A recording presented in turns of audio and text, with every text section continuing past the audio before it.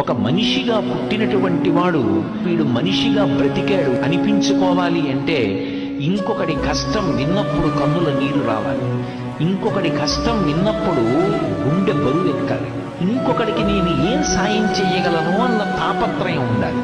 అది లేకుండా బ్రతికేసినటువంటి బ్రతుకు మనుష్యుని యొక్క బ్రతుకు కానేరదు.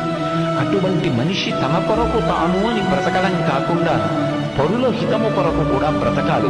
ఒక వ్యక్తికి కేవలం డబ్బు ఉండడం చేత వాడు గొప్పవాడు కాడు.